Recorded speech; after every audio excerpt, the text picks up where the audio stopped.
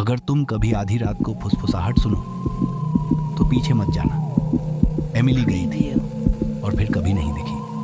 पुराने घर में एमिली को एक गुड़िया मिली। उसकी आंखें बहुत ज़्यादा जिंदा लग रही थीं, जैसे वो उसे देख रही हो। वो गुड़िया से खींची चली गई, लेकिन उसे पता नहीं था कि उसने मौत को अपने घर बुला लिया है। रात को उसने गुड़िया को शेल्फ पर रखा, लेकिन कमरा अचानक ठंडा हो गया। जैसे ही वह सोने लगी, उसे एक आवाज़ सुनाई दी।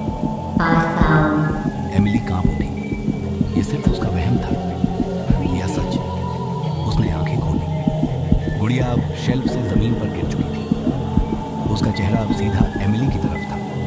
डरते हुए उसने गुड़िया को उठाया, लेकिन जैसे ही उसने उसे छुआ, कमरा बर्फ जैसा ठंडा हो गया।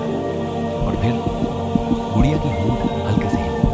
वो मुस्कुरा रही थी। दरवाज़ा अचानक जोर से बंद हो गया। एमिली भागने लगी, लेकिन गुड़िया अब और पास आ चुकी थी। उसकी चीनी मिट्टी की त्वचा दरकने लगी। अंदर कुछ राक्षसी छुपा था। वो चीखना चाहती थी, लेकिन आवाज़ नहीं निकली। और फिर उसने वो आखिरी शब्द सुने, तुम कभी नहीं जा सकोगी। अगली सुबह एमिली गायब थी।